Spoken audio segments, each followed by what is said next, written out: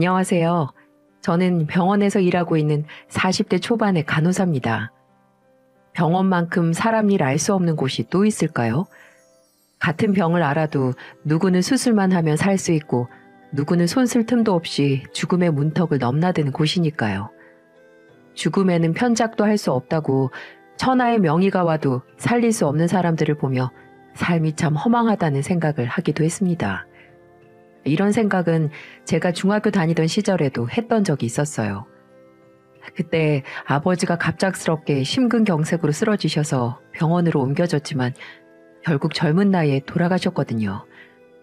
그러다 보니 엄마는 아버지와 산 세월보다 저희 삼남매와 살았던 세월이 더 길었죠. 혼자서 딸 둘에 아들 하나 키우시느라 고생도 참 많이 하셨어요. 다들 그러잖아요. 첫째 딸은 자식이지만 남편 같기도 하고 친구 같기도 한 사이라고요. 동네에서 국밥집을 하면서 지문이 닳도록 힘들고 억척스럽게 저희를 키워낸 분입니다. 친구들은 학교 끝나고 3, 3, 5 모여서 놀러 가는데 저는 남동생, 여동생 데리고 집으로 가기 바빴습니다. 내 준비물은 못 챙겨도 동생들의 준비물은 한 번도 빠뜨린 적 없이 챙겼습니다. 그땐 내가 안 하면 엄마가 힘드시니까 본능적으로 동생들을 챙겼던 것 같네요. 동생들 밥까지 챙겨주고 나면 엄마 식당으로 가는 게 어느덧 일상이 되곤 했습니다. 항상 늦은 시간까지 식당에서 일하는 엄마를 도와주려고 가면 저를 본 엄마는 저에게 말했어요. 왜 또 왔어? 집에서 공부하라니까. 내 할 일은 다 했으니까 엄마 일 도와주려고 왔지. 저를 보고 걱정하듯 말하는 엄마에게 너스레를 떨며 앞치마를 둘러매고 홀서빙을 도왔습니다. 엄마를 도울 수 있는 일이 있어서 좋기만 하더라고요. 그리고 식당이 끝나면 엄마와 손잡고 집으로 가는 길이 참 행복했습니다. 늘 바빠서 집에 늦게 들어오는 엄마랑 가장 오래 대화할 수 있는 시간이었거든요. 아직 어린 동생들에게도 못할 이야기도 저에게는 다 털어놓곤 하셨죠. 한 번은 식당이 너무 바빠서 제가 온 것도 모르고 일만 하던 엄마는 그날 장사를 끝내고 저에게 말하더군요. 엄마가 못나서 우리 딸 고생만 시키는 것 같아서 미안해. 뭐가 미안해. 당연히 내가 도와줘야지. 나중에 내가 꼭 성공해서 엄마한테 힘 안 들게 효도할 거야. 아휴, 내 딸이 언제 이렇게 컸어. 이렇게 엄마 생각도 다 해주고. 엄마는 그런 저를 보며 눈물을 닦으셨어요.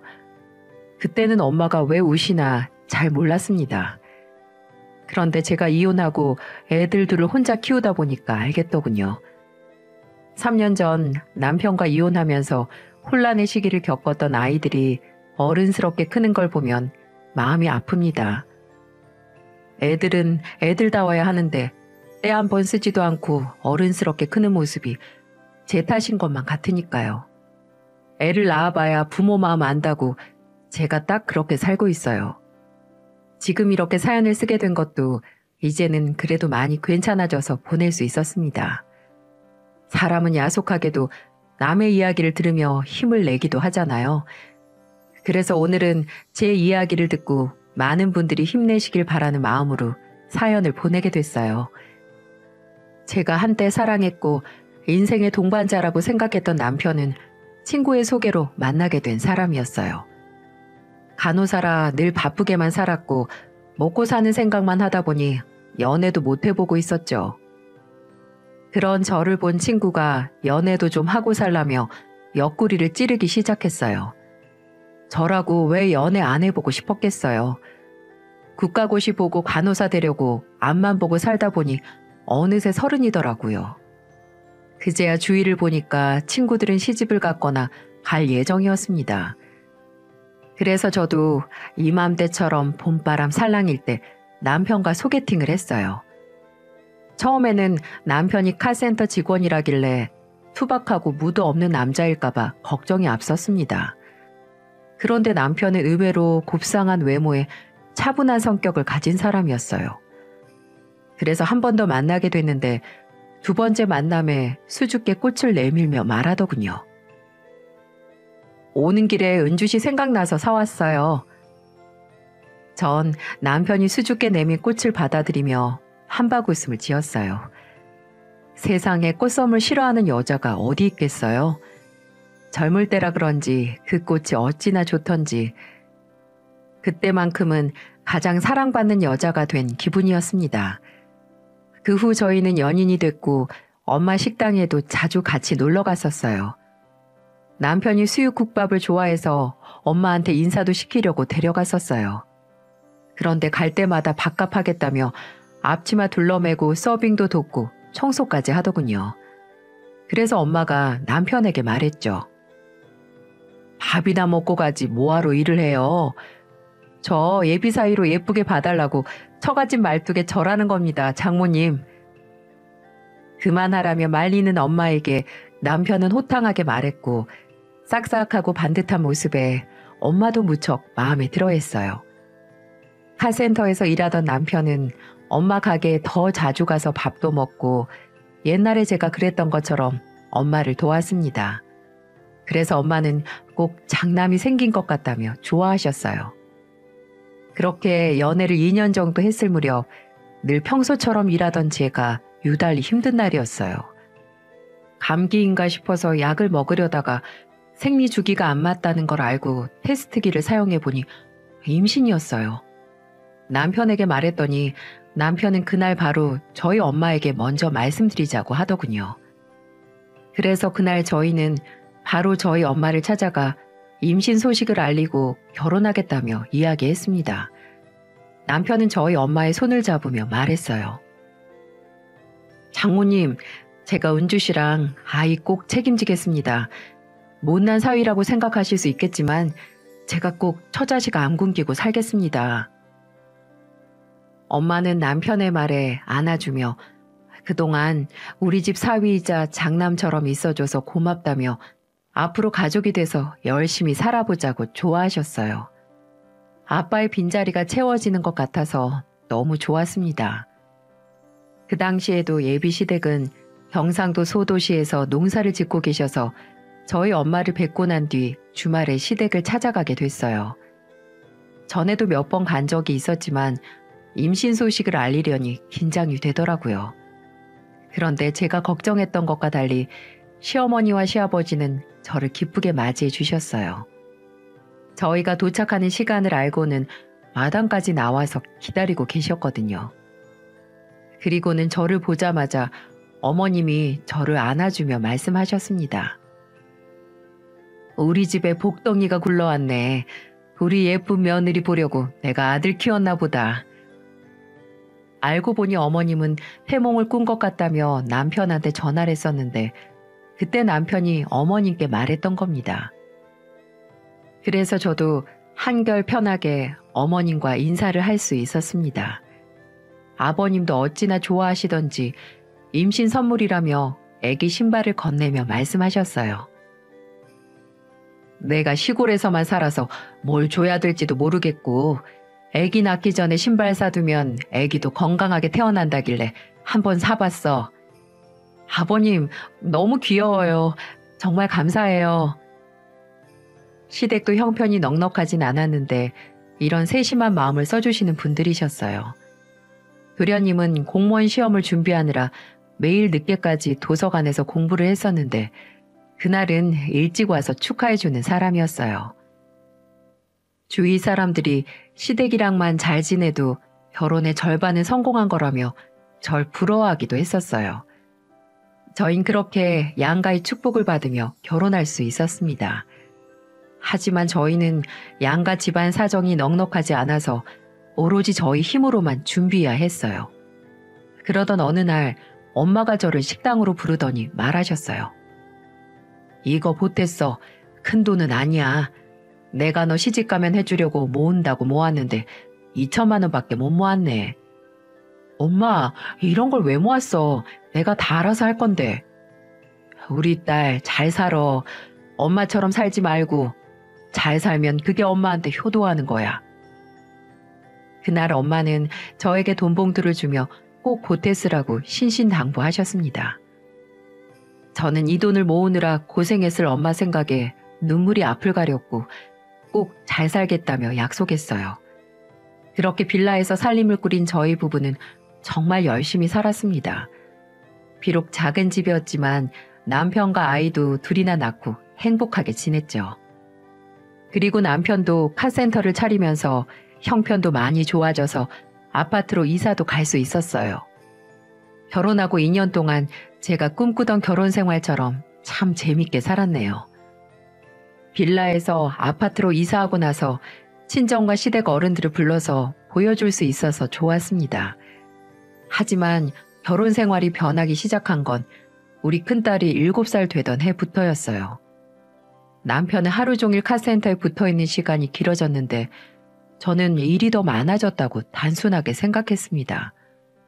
그런데 어느 날부터 남편이 생활비를 안 주는 거예요. 일은 바빠진 것 같은데 생활비를 못 줄 이유가 없다고 생각했어요. 그래서 남편을 앉혀놓고 물어봤죠.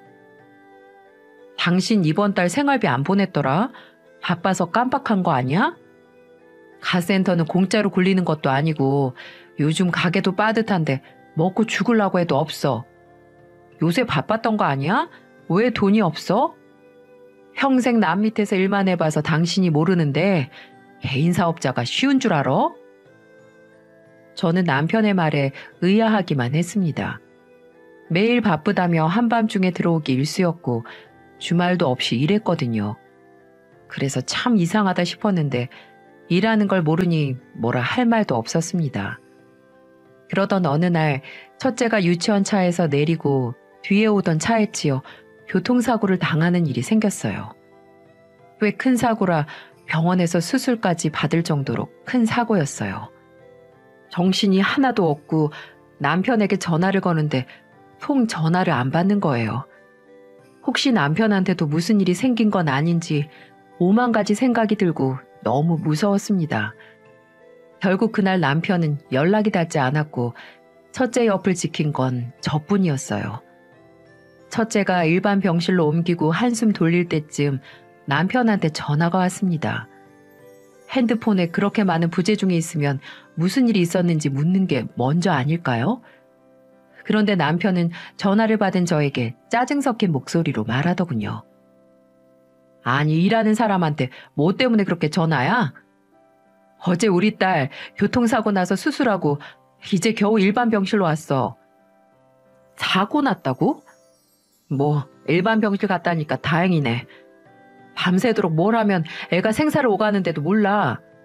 일했다고 일반 병실로 갔으면 됐지. 죽은 것도 아닌데 호들갑 좀 떨지 마.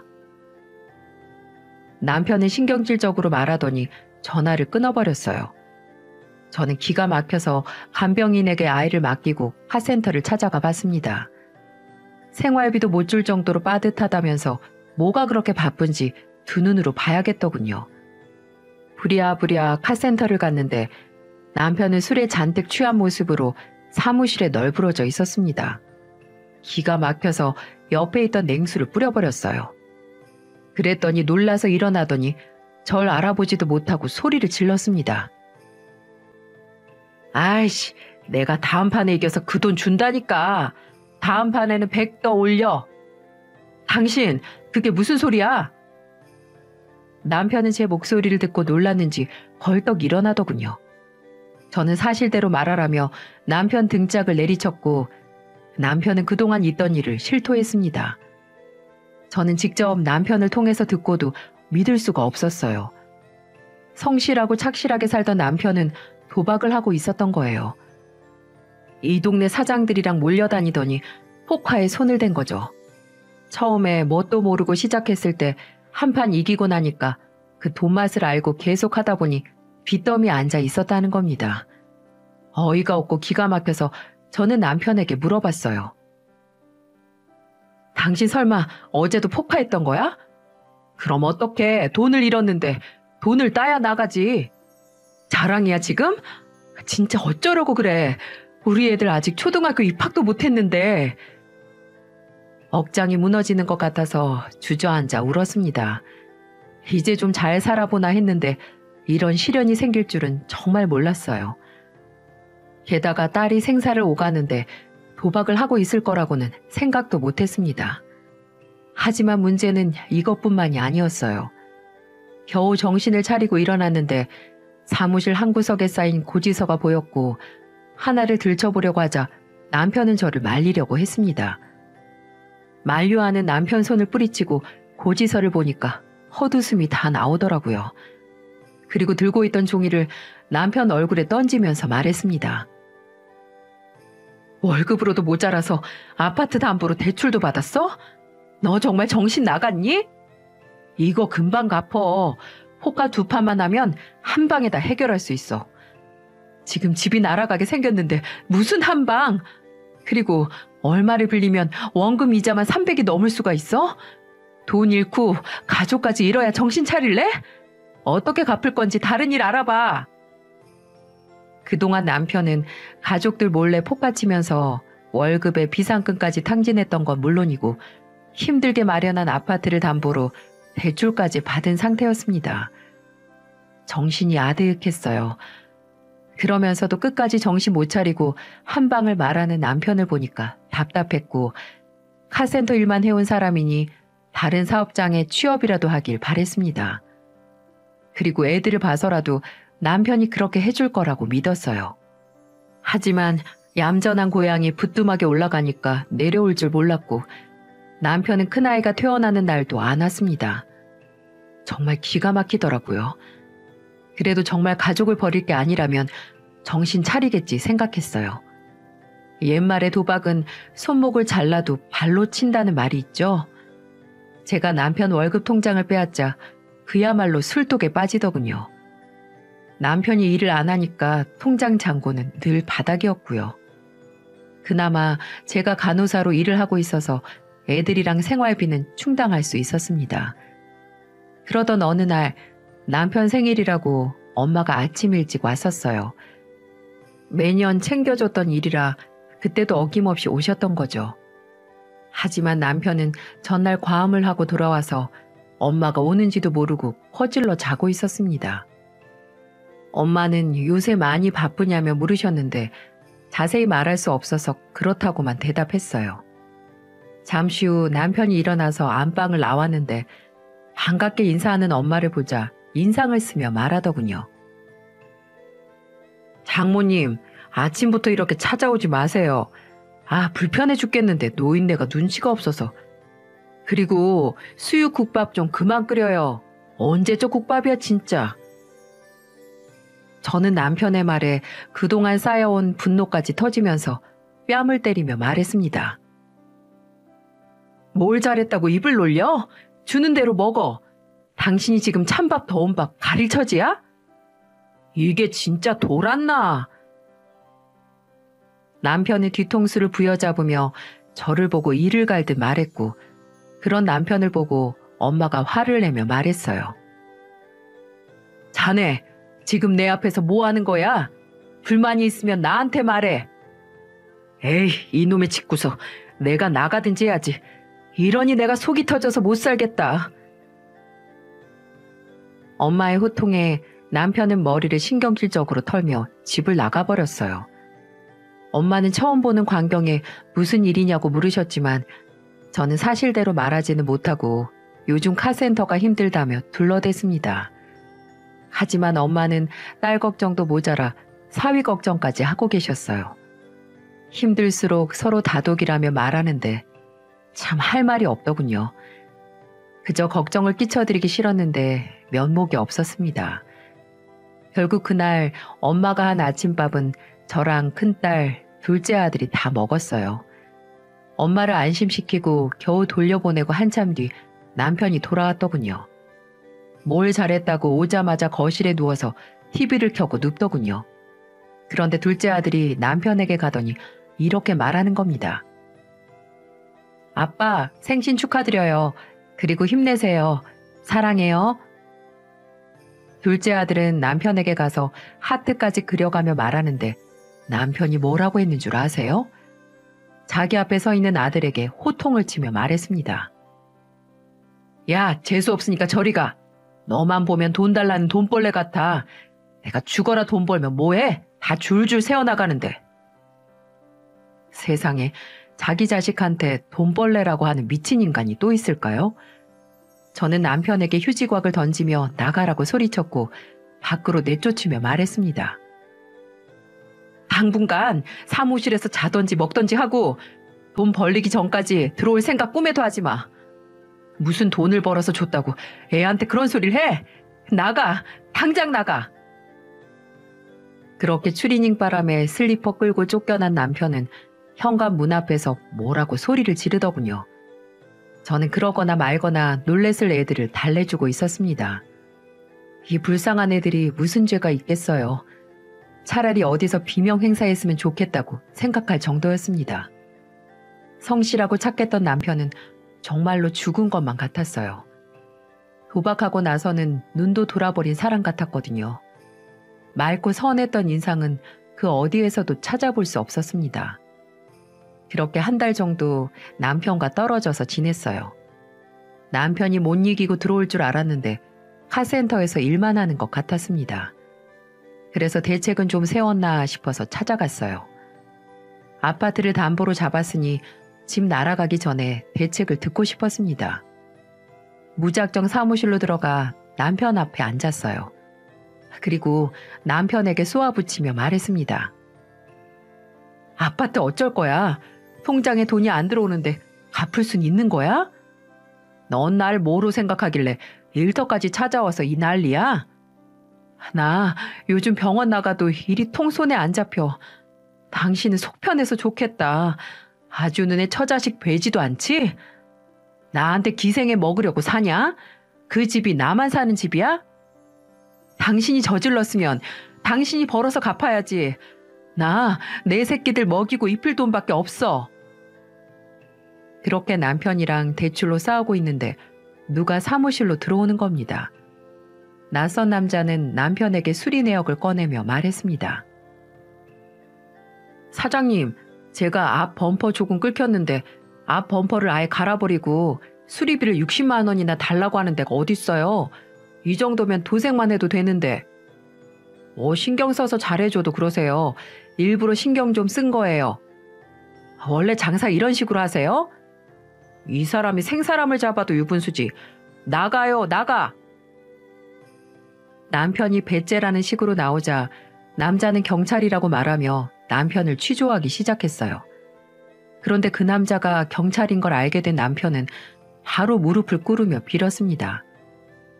정말 손을 똥파리 앞발처럼 비비면서 한 번만 봐달라며 사정하는데 진짜 창피해서 고개를 들 수가 없더라고요. 어찌나 비굴해 보이던지 한숨이 아니라 실소가 다 나오더군요. 남편의 태도가 수상했던 남자는 결국 경찰에 신고 접수를 했는데 알고 보니 그 사람은 경찰이었습니다.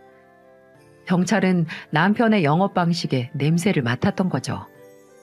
결국 대출은 해결도 못했는데 남편은 사기죄로 합의까지 해줘야 될 판이었습니다.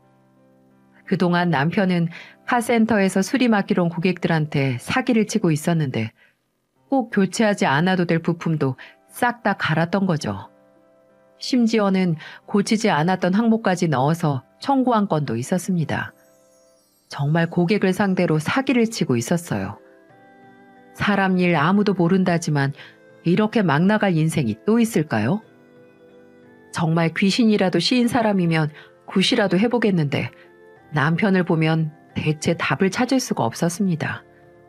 정말 앞길이 까마득했어요. 그 옛날 성실하고 착하게 살던 남편은 죽고 없다는 걸 그때 깨달았습니다. 결국 남편은 빚더미에서 벌금까지 때려맞고 피해자들과 합의까지 해줘야 될 지경에 이르렀어요. 당시의 남편을 떠올리면 자승자박이라는 말만 떠오릅니다.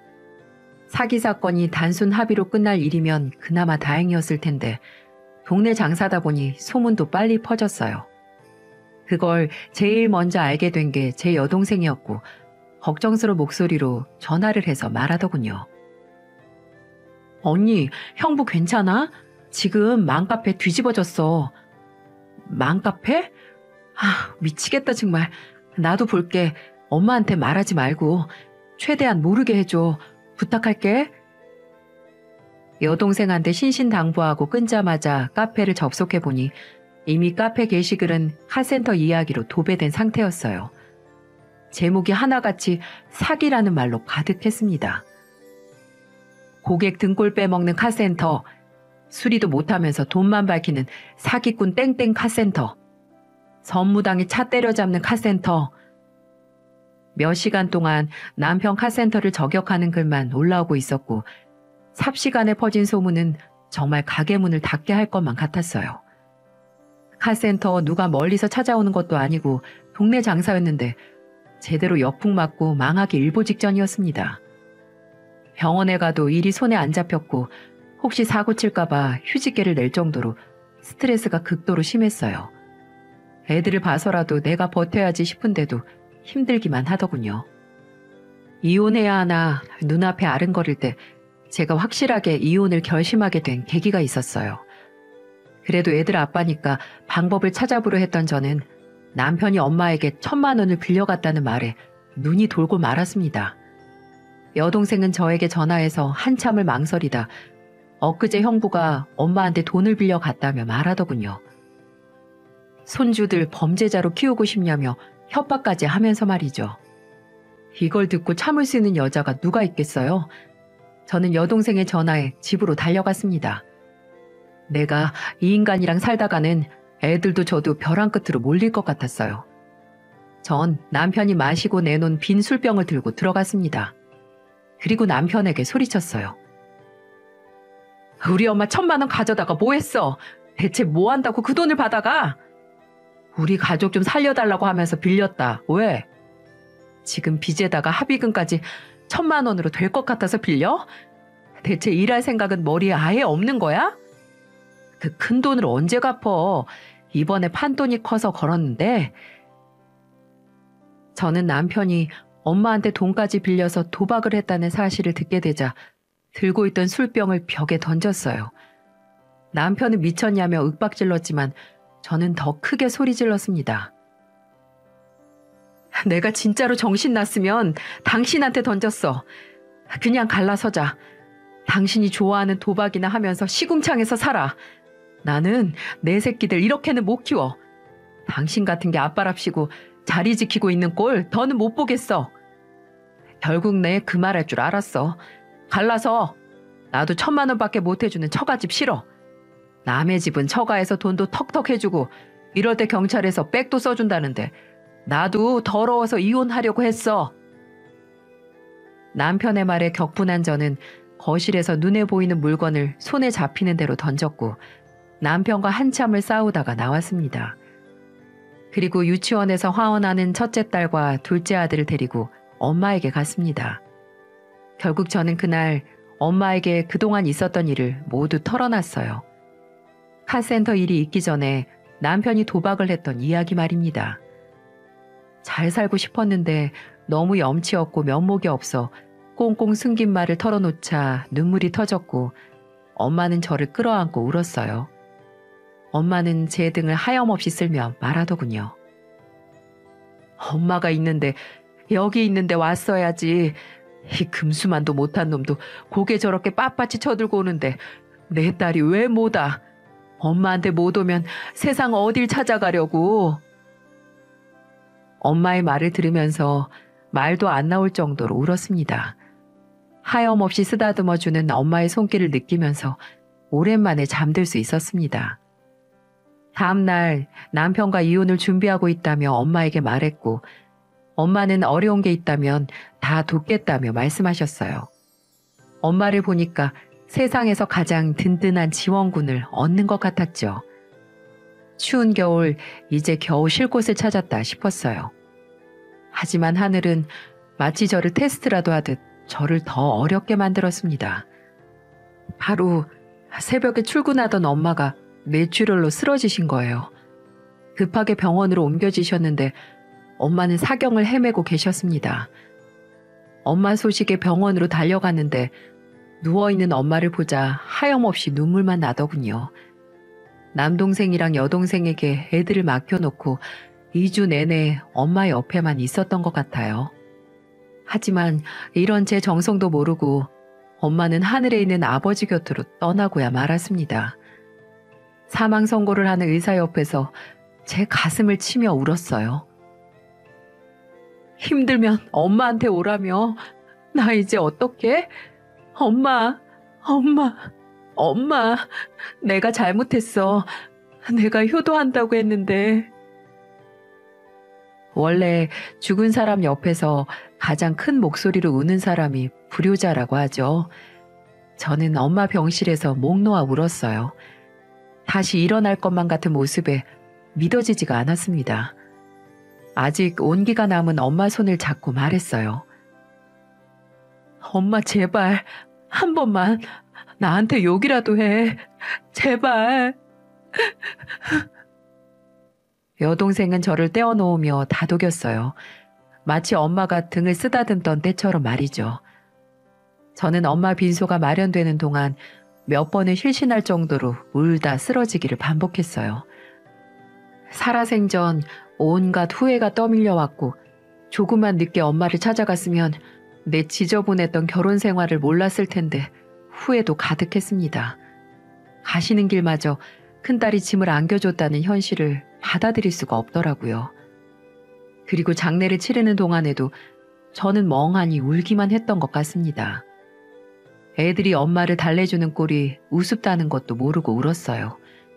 나중에는 눈도 너무 부어서 눈을 아예 뜰 수 없는 지경이었습니다. 동생들 덕에 장례도 겨우 치르고 집으로 돌아왔어요. 집으로 오자 금방이라도 엄마가 나올 것만 같았습니다. 냉장고에 반찬도 그대로고 엄마가 표시해둔 달력의 일정도 그대로인데 엄마만 없다는 게 믿을 수가 없었죠. 여동생이 놓아두고 간 엄마 영정사진을 보자 엄마와 함께했던 어린 시절이 떠올라서 액자를 끌어안았습니다. 중학교 때 열심히 엄마 식당에 나가기 시작했던 건 엄마가 취객에게 맞고 우는 걸 봤을 때였죠. 술 취한 취객이 깽판 치고 간 자리에는 엄마가 울고 있었고 전 엄마한테 달려가서 엄마를 감쌌습니다. 그때부터 엄마 식당에는 저랑 늘 세트로 있었던 기억이 떠올랐어요. 게다가 엄마는 무릎이 아파도 파스 하나 붙이고 쉼없이 일만 했죠. 그런 엄마에게 저는 마지막인 줄도 모르고 도와달라고 했다니 저는 정말 엄마 인생의 오점이라고만 생각했습니다. 한참을 울고 있는데 여동생이 저를 말리며 말했어요. 언니 그만해. 엄마한테 더 걱정 끼치기 싫으면 형부랑 이혼부터 깔끔하게 해. 형부 또 왔어. 나 애들 데리고 나가 있을게. 정신 똑바로 차려. 전 남편이 찾아왔다는 말에 정신이 번쩍 들었습니다. 금수만도 못한 게 무슨 낯짝으로 찾아오나 싶어서 이성을 잡고 거실로 나왔는데 정말로 거실에 떡하니 앉아있더군요. 여동생이 애들이랑 나가니까 남편은 제게 비아냥거리며 말했습니다. 당신 울 힘도 있고 좋겠다. 아주 팔자가 좋네. 갈 때 돼서 잘 갔는데 이 정도면 호상이지. 73세면 오래 살다 가셨구만. 장수야, 장수. 나가. 여기서 당장 나가. 한 공간에서 숨도 쉬기 싫어. 그러자 남편은 비웃으며 말했습니다. 조의금 들어왔을 거 아니야. 장례식장에서 보니까 조문객도 꽤 있던데. 그리고 뭐 남기고 간 거라도 없어? 재산 물려받은 거 있을 거 아니야. 저는 남편에게 화를 내며 가방에 있던 이혼 서류를 면상에 던져버렸어요. 우리 엄마한테 빌려간 돈이나 내놔. 그리고 지금부터 한마디라도 더 하면 내가 당신 장기라도 떼다가 팔아서 우리 엄마 돈 받아낼 거니까. 제 말에 또 남편은 먹고 죽으려고 해도 없으니 조의금이나 나누자고 말했고 저는 경찰을 불러서 쫓아냈습니다. 하지만 남편은 끝까지 조의금에 재산 분할 타령하며 합의 이혼을 거부했고 결국 이혼 소송을 하게 됐어요. 엄마가 살아생전 남편한테 지극정성이었는데 그 세월은 없었던 것처럼 조의금 타령을 하는 꼴에 구역질이 났습니다. 더 이상 질질 끌고 싶지도 않아서 소송을 걸었어요.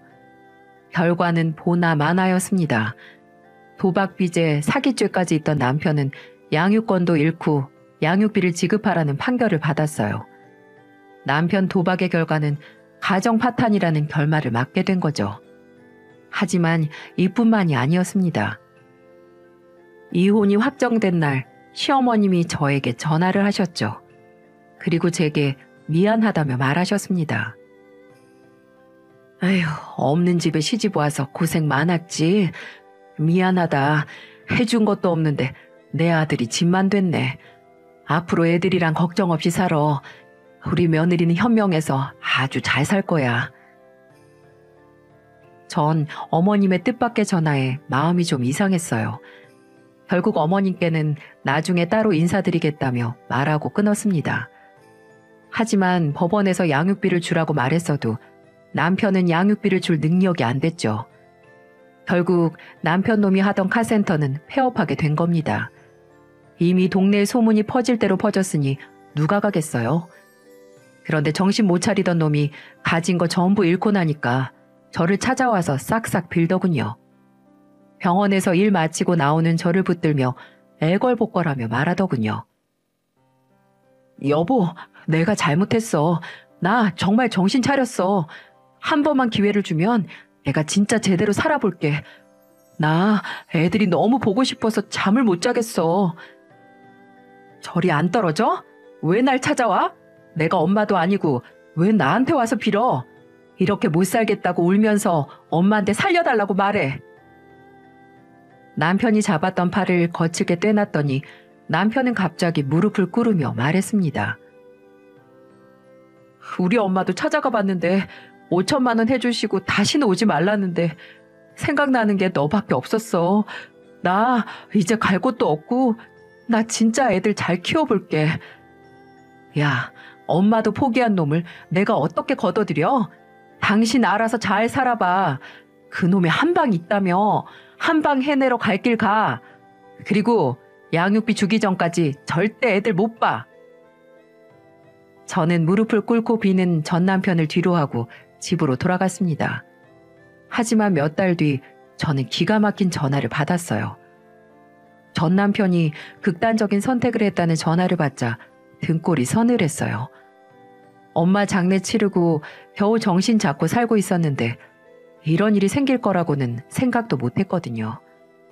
도박 빚에 사업까지 망한 사람들 자살한다는 뉴스 많이 듣긴 했는데 남편이 그럴 줄은 몰랐습니다. 이 소식은 시댁에도 전해줬고 시댁에서 남편 장례를 치르겠다고 하더군요. 그래도 한때 같이 살 부딪히며 살던 사람이라 조문하러 갔죠. 어머님은 저를 보시더니 눈물을 훔치며 말했습니다. 그까지 내가 우리 은주 볼 면목이 없다. 다 내 업보야. 내가 아들을 잘못 키웠어.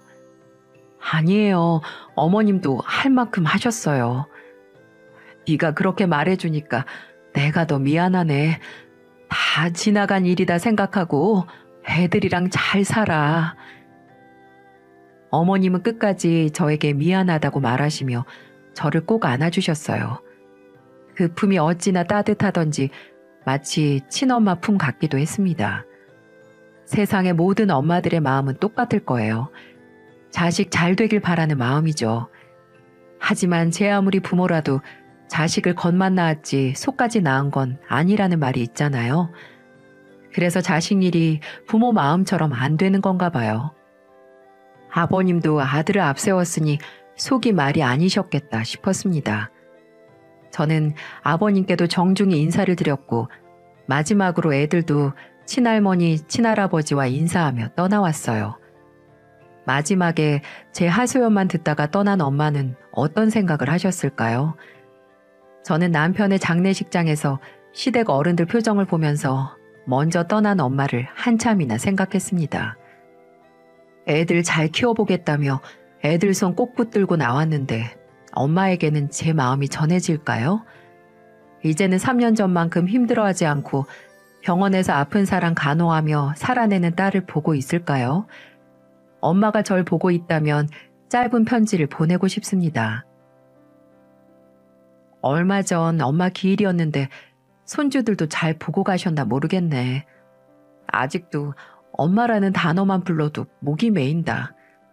애들은 벌써 초등학생 돼서 어버이날이라고 카네이션도 만들어 왔어. 내가 이걸 받아도 될까? 엄마 가슴에 대못 박았는데 나는 가슴에 카네이션 달아도 되나 모르겠어. 그래서 내가 엄마 납골당에 애들이 준 카네이션 두고 왔어. 엄마한테 더 잘 어울린다. 사랑해. 난 엄마 덕에 아빠 없는 서름도 모르고 컸어. 엄마가 나한테 했던 것처럼 우리 애들도 그렇게 키울게. 사랑해요, 엄마. 내가 제일 사랑하고 존경하는 우리 엄마. 이제 자식 걱정 말고 아빠랑 둘이서 편히 쉬세요. 그리고 혹시나 남편에게도 이 사연이 닿는다면 거기서는 제발 정신 차리고 살길 바란다고 말하고 싶네요. 남편으로는 최악이었는데 그래도 애들 아빠잖아요.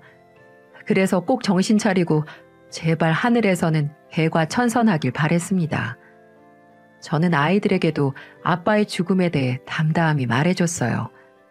자세한 죽음의 원인은 알리지 않더라도 친부의 생사는 알려야겠다 싶어서 장례식도 같이 다녀왔었습니다. 그동안 남편이 도박에 빠져서 애들 돌보는 일에 소홀했던 탓에 아이들은 빈자리를 느낄 감정도 없긴 했었나 봐요. 오히려 저를 달래주려는 애들을 보자 왜 엄마가 애들은 애들답게 크라고 했는지 알겠더군요. 애들이 애답게 크는 것도 한때인데 그때를 잃게 만든 것 같아서 속상하기만 합니다. 그래도 옛말에 그런 말이 있잖아요. 잘 살아도 내 팔자, 못 살아도 내 팔자. 3년 동안 앞도 보지 못하고 지난 과거만 후회하며 살았습니다. 왜 내 팔자만 이렇게 박복한가 탓하기만 바빴네요. 왜 내 인생에는 빈틈없는 행복만 당연하게 바랬을까요? 이제는 팔자 탓하며 가슴치고 살지 않기 위해 다 받아들이고 엄마로 살기 위해 열심히 살고 있습니다. 나중에 때가 돼서 엄마를 다시 만나는 그날, 그 고난 다 이겨내고 엄마보다 더 오래 살다 왔다며 반갑게 지난 날을 이야기하고 싶어요. 꽃 기운 만연한 봄에 우중충한 긴 사연 들어주셔서 감사합니다. 제 이야기가 누군가에게 힘이 되길 바라는 마음으로 적었는데 꼭 힘이 돼서 기운 내셨으면 좋겠어요. 열심히 살다 보니 그땐 그랬지 하고 웃는 날도 찾아온 제가 산 증인입니다. 그러니까 모두 힘겨운 시간 잘 이겨내시길 바랄게요. 힘내세요.